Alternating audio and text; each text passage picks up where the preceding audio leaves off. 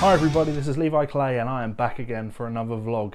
It has been a while since I've been here and there's a story behind that, and I thought we'd talk about that today. What we're going to talk about today is the subject of ethics versus legality, or morality versus legality, and how that pertains to fair use on YouTube and the DMCA system. So why am I telling you about this? Well, a week or two ago I uploaded a video and used some Mike Stern footage in that video. Now it was a video about transcription. The subject was transcription. Mike was just used as a short subject in it for a short period. But the video was very definitely about the subject of transcribing, and I'd used Mike in that, but we'll come on to the idea of that more shortly. Anyway, that video was up for a week or so, and then I was downstairs making some dinner and I checked my phone, checked my emails, and I'd received a copyright strike on YouTube from Orkin Marketing on behalf of Mike Stern. Now I kind of looked at that and went, okay, I'll deal with this later. But then 5 minutes later I got another copyright strike again from Orkin Marketing on behalf of Frank Gambale for a even shorter clip that I'd used, a 2-bar transcription of Frank Gambale's music. Again, not actual music, but backstage footage or stuff that was on YouTube, but not commercially released products. Just short little clips to talk about the process of transcribing. So 2 copyright strikes, and at this point I was quite panicked, because if you get 3 strikes, that's it, boom, you're out. Your channel is gone. Gone, it's just gone. So I very quickly appealed these 2 copyright strikes, made a video on the subject, and was pretty angry actually that somebody could file false DMCA claims as easy as this and put my channel under threat. So what's a DMCA claim?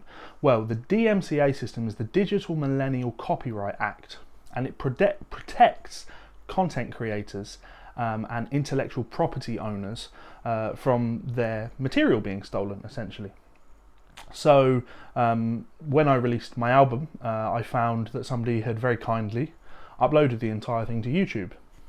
So I filed DMCA reports, DMCA takedown notices to YouTube, and they removed those videos because that was a violation of my copyright.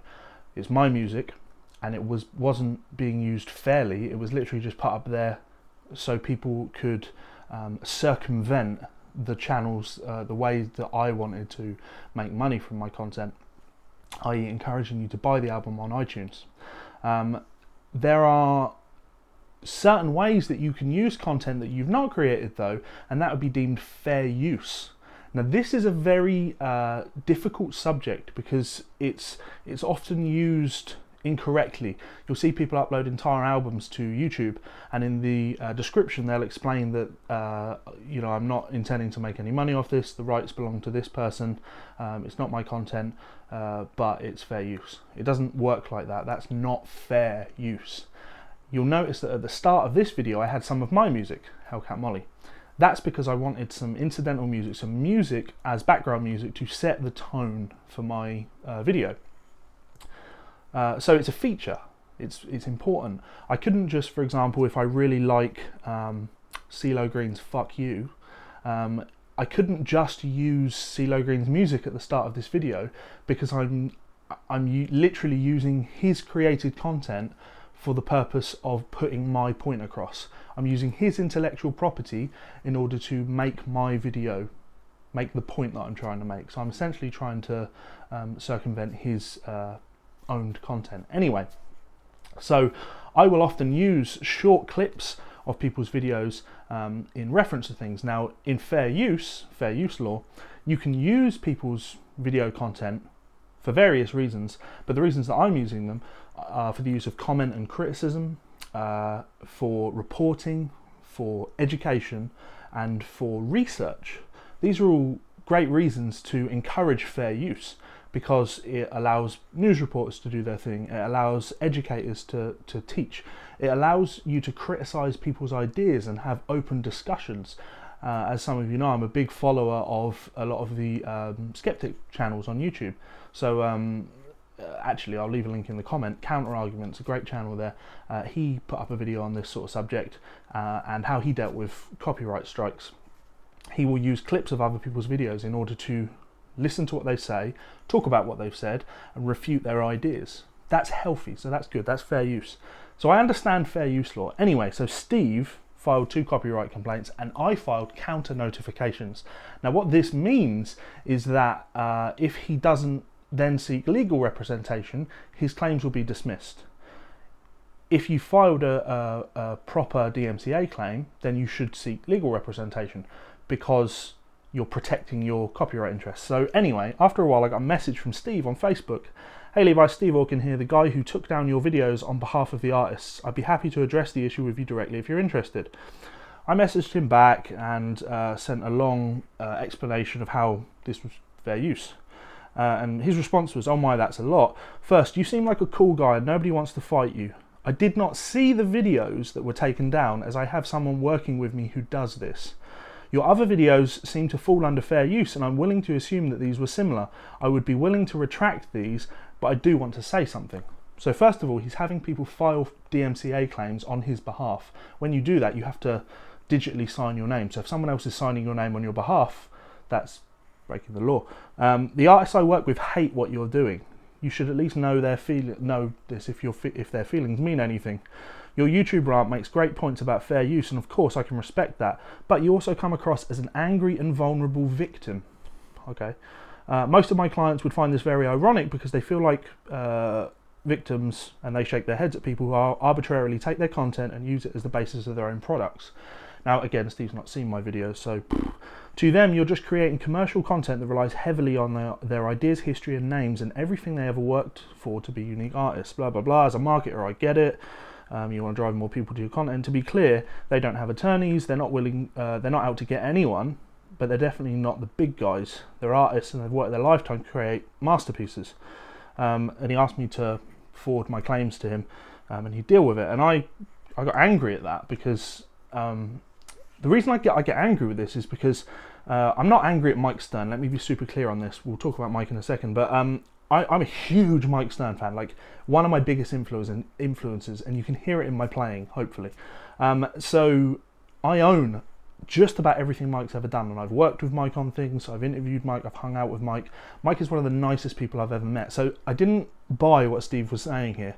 But also, the reason I didn't buy what he was saying is because as an educator, how can I not reference Mike Stern or John Schofield or Pat Metheny? It's not possible to do this because in 2016, Mike Stern is as important to education as Charlie Parker was in 1980 to Mike Stern.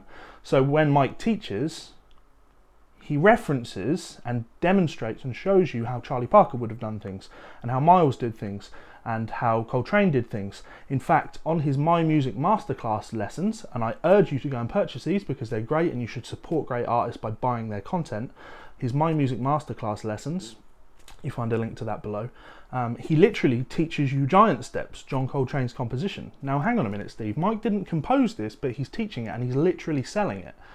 How is that fair? I don't understand. I mean, it is fair, but by your ideas, I'm trying to make money off his content, despite the fact that my YouTube doesn't make any money. And yes, I have a Patreon, but it makes $100 a month, like in the grand scheme, and that's not from that one video, that's from 20 videos that I'll upload that month. So I'm not really making money, but as Mike's video goes on the My Music Masterclass stuff, he literally verbatim teaches you things that he learned from Jim Hall, like this was a Jim Hall lick, I like this Jim Hall lick, and demonstrates it for you. You can't be angry about stuff like that. That's respect. How can Mike Stern not tip his hat to John Coltrane and say, well, this is what Coltrane did? How can Mike Stern not tip his hat to Jim Hall and say, Jim Hall was a huge influence on me. This was something he did. I really liked it. Look, you play it like this. How can you not do that? Mike has done the very things that you seem to take issue with. So I was angry at that and I did fire back. Yeah, I defended myself. It was actually quite a long defense, and Steve just said we are hired to do this work, and so the intent is not in question. Mike does not post anything that someone else has created. Well, we've just refuted that, and doesn't want you to do it. That's the difference. If you respected that, if people respected that, instead of being defensive and selfish, it would be a different world. And I took issue with that, and again defended myself. Funny that, I've seen Mike play Autumn Leaves live. I was under the impression he didn't create that. Oh, silly me, he's legally allowed to do that, so it's okay. But so am I, so I'm a bit lost here. And then I tried to make this point, look, say whatever you like, you can call me unethical, I'll call you unethical. But only one of us has broken the law. And I'll keep shouting about that and spreading the word while you're being paid to do people's PR. So he suggested that I make a video on the subject. I think he was being a bit facetious and trying to bait me a little bit by saying I'd do a video on this subject. But I'm happy to do a video on it because fair use is very important, and being ethical and moral and respectful is very, very important to me. And understanding fair use is very important. So after I called Steve a bully and a fucking joke, I can only assume he filed a third claim. This took my YouTube channel down. Boom, gone. I didn't get an email from YouTube telling me which video, so I can't actually 100% confirm that it was Steve that filed the third claim, but it seems very likely. Now this pushed me into the darkest few days of my life. This was dreadful. I had to try and contact YouTube, and contacting YouTube is not an easy thing to do. It took me 4 days in order to get this fixed, and the way I did that was not through contacting YouTube. YouTube, if anyone from YouTube is watching this, you need to fucking sort out the way that content creators and YouTube partners can liaise with you, because your automated system is a fucking joke. Copyright sent me to legal, legal would send me to copyright with these automated emails that just go round and round. I'm trying to explain myself, but I'm not speaking to a human, so nothing's actually getting addressed, and I'm just asking a simple question. Who has filed claims against me? I should have the right to defend myself and to see who is accusing me of a crime. Tell me who's done this. And I just couldn't get an answer. So I reached out to everybody on Facebook, and eventually, it went far and wide, eventually I got put in touch with Mike Stern. Mike gave me a phone call, and I had a conversation with Mike, and Mike was absolutely lovely, as you would expect, because he's one of the nicest guys in the business. Mike had no problem with what had happened here and fully understood it. In fact, the conversation about the legality was 5% of our conversation. We chatted for 20 minutes about life and what he's up to and what I'm up to. It was, lovely guy. Mike couldn't care less. Put simply, Mike couldn't care less. He understands that I respect him, and people like me would never violate his copyright, because I respect him too much. I love him. He's too big an influence for me to do that, at least in my opinion. So what can we take from this? Well, that means Mike's employing someone that's breaking the law on his behalf without his approval. From what people said to me, Mike was furious that this had been done for him. So I maintain this idea, Steve, that no, you have an issue with what I do, but the artists that you represent might not. And it's not wise for you to speak on their behalf. It's definitely not wise for you to break the law on their behalf. And that's really the conclusion here, guys. Morality versus legality. What I do is absolutely legal. Absolutely legal. And some people might deem it unethical or immoral. Morality isn't black and white. Morality is a spectrum. Ethics is a spectrum. I consider what I do to be very moral and ethical, because I do it for education. I do it to help you guys. I'm not a rich man. I'm not making a fortune at all. I consider what I do to be a good thing. Hopefully you guys do too. And if you do, please do share this video. But Steve, what you do is both immoral, unethical, and illegal.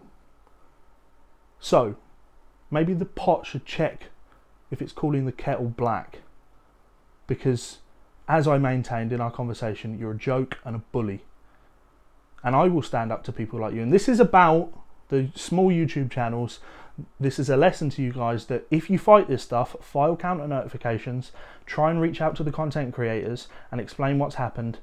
Mike got this fixed. He called Steve up and said, you remove those strikes immediately, because you're not doing this in my name. And Mike, if you ever see this, thank you for that. It meant a lot.